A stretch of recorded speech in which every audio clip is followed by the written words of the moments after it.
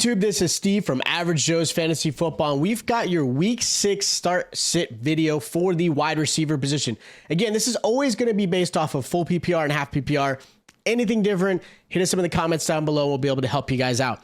Now, if you guys are new to the channel or if you haven't watched any of the other start and sit videos yet this week, we are doing a giveaway because we have now hit over 1,000 subscribers on this channel. So my thanks to you guys in this amazing community is I'm giving away an NFL jersey of your choice for a current player. Now, to enter the giveaway, you've got to make sure you are subscribed, like a video for this week or next week when I drop it, and comment your favorite NFL team. And I will be doing the giveaway next week, do the drawing, and announce who wins. So again, good luck. Make sure you guys subscribe, like, and comment.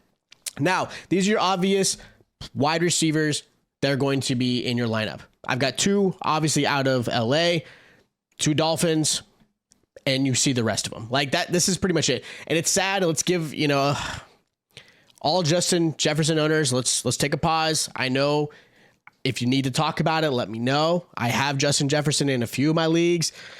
I feel your pain, but we're going to move on. Okay. Now, first receiver I'm going to recommend as a good start this week is going to be Calvin Ridley versus the Colts. Ridley had 24 points in his first outing against the Indianapolis Colts. And realistically, he just came off a 20-point game against the Bills in London, and Bills are a tough team. Now, I get the whole staying in London definitely gave an edge to the Jaguars, but I think there's definitely games that, the Bills can flop, and they do tend to struggle against Jacksonville for some weird reason. Not sure what it is. So I'm looking for Ridley to continue that streak against the Colts. Again, Colts are allowing 23.6 points to receivers. They've allowed over 100 yards to a receiver 4 out of 5 games as well. So this is a really good matchup. I don't know if he's going to get like a 30-point game or anything. I do see him getting a 20-point game. I think that's the expectation I feel he can have in this one.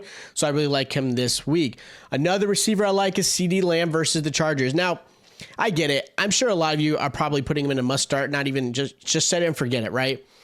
But coming off of a really bad Dallas game and Lamb not performing well based off that offense not performing well, I get a little bit of the hesitancy, right? But they're going against a Chargers defense that is not great, right? They're allowing 24.8 points to wide receivers.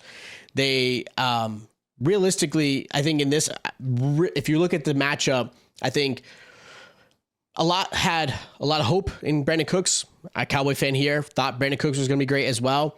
I think they're going to need to force feed Lamb, give his confidence back, give Dak his confidence back because the way that offense performed, and really have a nice little shootout with the Chargers and their ex-offensive coordinator in Kellen Moore. So it's going to be a fun game to watch for Monday night. I'm excited and looking forward to it. I'm looking forward to the turnaround. But again, Lamb is definitely somebody I really like this week just because the matchup is really good. Their defense isn't great, and I think he should get into that 18 to 20-point range. Now, another receiver, I'm riding that DJ Moore train again versus the Vikings. Really, again, another great matchup for DJ Moore this week, playing against a rival that the Bears do know really well. Obviously, DJ Moore's first rival game with the Vikings, but he's got a really good matchup. He's on a hot streak. He just had an amazing game this previous Thursday game. And this is a team that the Vikings are allowing 21.9 points to wide receivers and 209 yards a game in general for receivers. So this is a really good matchup. And DJ Moore is seeing a huge chunk of target share, right? He had 45% target share on Thursday night. I think Cole Kmet was after that, right? So the next closest receiver for the Bears was Darnell Mooney, who had 3 targets. And Darnell Mooney had some opportunities to score in that game, but he had, it was a little bit tough for him. But that's it. I mean, there's really nobody competing against the targets. So DJ Moore is going to get force fed, and this is a really good matchup for him. Another receiver I like is Zay Flowers versus the Titans. I get it. Zay did not have the game that I had expected when I recommended him last week. I'm sure Zay didn't have the game that he had expected into this matchup. And really, a lot of it is just downright on himself, right? This was a game he saw 11 targets. He's getting 27% target share, and I think just under Mark Andrews. I think it was 28% or something like that. So Zay Flowers is definitely getting the targets. And if you guys watched any of the highlights or watched that game in general, they did not help Lamar out. Zay definitely had some opportunities where he could have had a really big game. He still finished with 12 points, which again, as a flex play, if you put him there, that's okay. But if you put him as your wide receiver 2, 12 points is disappointing, right? That's not what you're expecting out of a wide receiver 2. You're expecting the 16-point range, maybe a nice little boom where you're getting that 18 to 20 point range, right? Like that's kind of what you're expecting out of your wide receiver too, but that didn't happen with Zay because of what happened. Now the Titans are a team that does allow 100 yards to one wide receiver alone in each game. Well, just about 4 out of 5 games.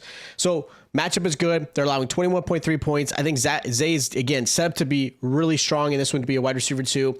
I'm hoping I'm not cursing him. I did make a trade in a dynasty I'm in just to get Zay myself because I do believe in him. He was my favorite receiver coming into this one. I really had hoped the Cowboys had gotten him, but he went to still a good team that I think they know what to do with him. He just needs to kind of smarten up and get some of the mental thing out of his way. Another receiver I like this week is Mike Evans versus the Lions. Now, barring any injury to his hamstring, right? Hamstrings can definitely linger. Look at a la Justin Jefferson, right? They're playing it safe. They want to keep him off until he fully heals. But Mike Evans has had issues like this where he's had a hamstring kind of just go out on him, but he didn't miss the game, right? He had a bye week, and I'm hoping that bye week, which was perfect timing, allowed him to really rest up. He had not practiced, but they're calling the vet practice, or do not practice. So I'm hoping that's more of a sign there. We have to keep an eye on it for the rest of the week. But I like Mike Evans' matchup this week against the Lions, right? Lions, I mean, they're okay. They're about average. They're allowing 17.6 points a game. They're also allowing a touchdown to a receiver every single game.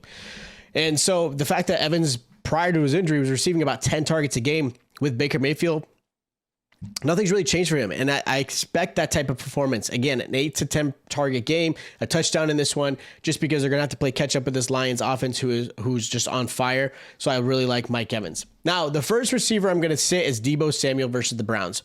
Browns are definitely the best team against the pass right now. They've been amazing. They're holding wide receivers to 11.9 points. Last week, Deebo had 11 points, which is about where the Browns probably going to hold him again. And he only saw 3 targets. Again, like I mentioned in previous videos, when Brandon Ayuk plays and healthy, Ayuk is the main target and really the wide receiver one on this team. Deebo becomes that gadget slot, like move around player, which again, that's what he does best in this 49ers offense. And that's what Kyle Shanahan likes about him. Ayuk is a true wide receiver. Ayuk is getting a lot of the receptions his way, right? I know George Kittle had the best game of his life against the Cowboys, so he looked great on fantasy, and Ayuk didn't look great. But again, if you're looking at this matchup, I think Browns do a really good job of shutting down both receivers. I have Ayuk only because he's going to get force-fed some targets. But if you can sit Ayuk as well, you might want to consider that one, but I'm definitely sitting Deebo. Another receiver I'm sitting this week is Terry McLaurin versus the Falcons. Look, give credit to where it is. The Falcons are actually a pretty good defensive team. I know some of it's just the matchups they've had, but they're doing a pretty good job of what they have been playing against. McLaurin, on the other hand, has not played consistent enough, right? That Thursday night game against the Bears, McLaurin didn't show up at all. For whatever reason, they even had him on the sideline in some aspects. And you're like, what are you doing with your best receiver? So the Commanders' offense is a little weary. I'm a little concerned. I think this game is going to be a game where I think the Commanders are going to try to run the ball, just control the clock, and just kind of slow it down for both teams. And I think even Falcons will try to do the same thing. And let's be real. Desmond Ridder has not lost at home. Okay, this is a home game for Atlanta. Take account for that. Now, as a Cowboy fan, I would love to see the Commanders lose. So let's go Atlanta. But this matchup for McLaurin is definitely tough. And the Falcons have only allowed one 100-yard game to a receiver. And that was to Amon-Ra. Like, it's Amon-Ra, right? Like, Amon-Ra is going to get that type of performance. So McLaurin definitely sitting. Another receiver I'm sitting is Devonta Smith versus the Jets. Now, Jets have allowed some pretty big games, right? They allowed week 1, I think Diggs had 26 points. In week 2, Lamb had, I think, 25 points. But other than that, besides that, if you take those 2 games away, they're only allowing 8.6 points in the 3 games after that. That's huge, right? Like, that's big. Sauce Gardner is amazing at what he does. And now I'm not saying Sauce Gardner is going to be covering Devonta, but Devonta Smith has had some struggles. AJ Brown has been the one that's been taking advantage in this passing offense, and I still have him as a good start this week just because of what has been really this offense's scheme, right? Force feeding AJ, getting him down the field. Now, Devonta's had opportunities, but nothing like he was last year. Like, this whole Eagles offense does not look the same. And unfortunately, when it doesn't look the same, what's going to happen? One of the receivers are going to take a hit. And right now, it's Devonta Smith. I don't trust him this week against the Jets. I do expect the Eagles to run the ball, and I do expect them to be up where now they have to run with Swift. They have to run with Gainwell, right? Like, that's going to be the game script in this game. So Devonta Smith, I'm a little nervous. Another receiver is DK Metcalf. DK hasn't been amazing, but he hasn't been horrible, right? He's averaging about, I think, 15 points a game right now. He is dealing with a rib injury, something to keep an eye on. He's had that rib injury since week 2. He's been able to fight through it. They just came off their bye, so hopefully it's a little bit healthier. But Bengals are surprisingly a pretty good defensive team. Like, they're holding wide receivers to 15 points a game, which is about where Metcalf is. So again, Metcalf is probably a really good flex this week if you have to. I don't consider him a wide receiver 2 or wide receiver 1 at this moment. And on top of that, Bengals haven't allowed 100 yards yet to a receiver. Now, this could be a game where Lockett just goes off, right? Like, that's kind of how this type of matchup could be. But Lockett, again, is another receiver that hasn't played well. And I haven't put him on here, but Lockett's definitely somebody you probably want to put on your bench if you can. But realistically, both receivers haven't played well. Geno hasn't played amazing. The offense looks a little different, and I think they're going to really use Kenneth Walker, maybe Charbonnet in there, just to get this team slowed down, put this as a running game, keep Burrow and that offense off the field because they are starting to get a little hot. So again, Metcalf, maybe flex, but I'm sitting him if I can do that. Now, the last receiver, this is a big name I'm sitting, is Davante Adams, and I know a lot of you guys got burned on Monday night. He did not perform well and probably lost a lot of you guys for week 5. Now, they're going against the Patriots, who are really good against the pass. They're a really good defense. Like, in general, like, the Patriots defense has always been really good, and that's something they're going to continue to do. And Jimmy G is not the quarterback that Davante really needs to excel in his type of game. Patriots are allowing only 13 points a game to receivers. Davante Adams might get you that, right? Like, again, I'm seeing Davante as a wide receiver 2 this week, a really low wide receiver 2, because of what this possibly is going to look like, right? They know Jimmy G's style. He's sitting in the pocket. The Patriots are going to do a good job of shutting down Adams, shutting down the run, and again, forcing Jimmy G to try to throw down the field, and that's not his style. So this is going to be one I'm possibly going to sit Adams depending on how my roster is filled out. Now, my sleeper of the week is going to be Jordan Addison versus the Bears, and it may not even be a sleeper to you. You're probably starting him once you found out Justin Jefferson went down. Like, he is now the clear-cut, I'm going to call it wide receiver 1A, because KJ Osborne is also there, and KJ Osborne has done a pretty good job when he's had to fill up in the past. So he's definitely somebody, but Addison is definitely the more explosive wide receiver. And you kind of saw it. Like, you've seen flashes of it this season with Justin Jefferson healthy. Now you've got a Justin Jefferson who's no longer there for at least 4 games.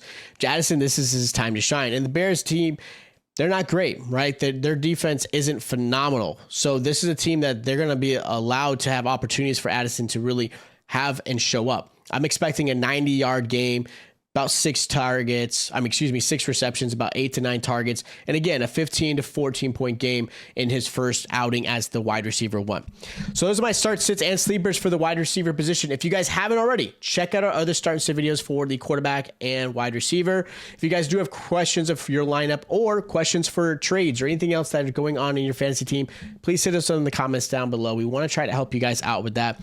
Don't forget about the giveaway. Make sure you guys are subscribed. Make sure you guys hit the like and comment your favorite team, because we want to try to get some people, well, as many people as we can entered. I'm sure you guys don't, just so you have a higher chance of winning, but I want as many people entered to have the opportunity to get their favorite current player NFL jersey. So again, make sure you guys do that. Check out our start and sit videos as well. And I'll check you guys out next time.